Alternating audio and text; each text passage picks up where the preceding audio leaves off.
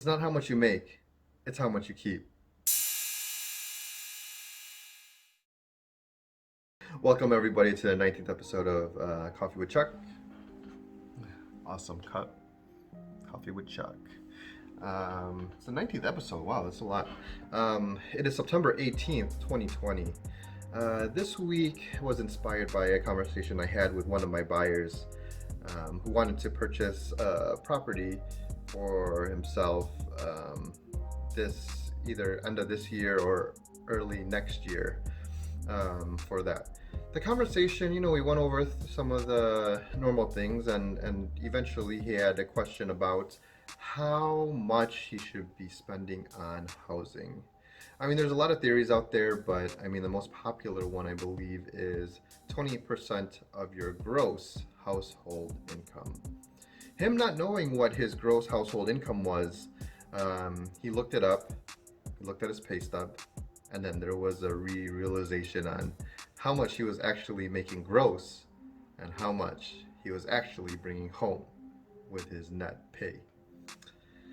We talked about that a little bit. Thought it was a little robbery, thought it was unfair, thought it should be stopped. And this made me also realize that it's really not how much you make, but how much you can keep. There was a conversation that I had quite a few years ago where it made me realize that the rich stay rich for a reason. They are the people that are making the rules and laws and tax codes and loopholes and all that stuff. And the middle class and lower class don't take advantage of that. Why? Maybe they just don't know. But that's why I believe that the rich stay rich and the middle and lower class, there's a huge separation between those two, and it's just growing. So with that being said, I'm a real estate guy, and to be clear, I am not an accountant, I am not a financial advisor, but I have consulted and helped manage a couple of real estate investment portfolios. And some of the associates that I have that are doing a bunch of these, I've seen a lot of benefits on how they keep more than they actually earn. So with that being said, and not getting into a lot of details because I am not one of those specialized financial dudes, here are a couple real estate benefits that I see that these guys are taking advantage of. You could write off a certain amount of property taxes against your rental or personal income. Depreciation is a huge one. So you could, this means that you could show a paper loss and reduce the amount that you're paying taxes on. Capital gain exclusions.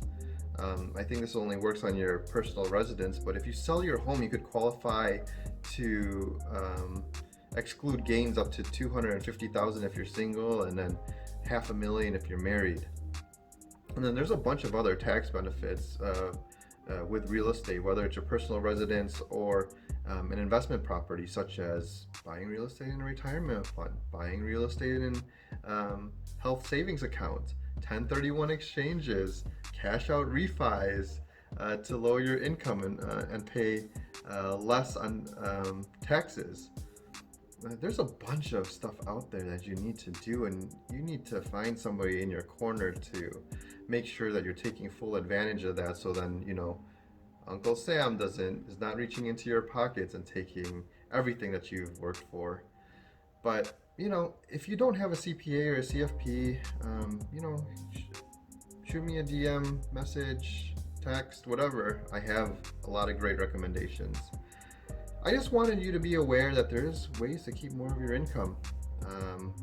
I don't know if people do know this, but I just feel like it's an interesting concept on not how much you make, it's how much you could keep. And I think the last part about that in the last couple of videos is how much you could pass on.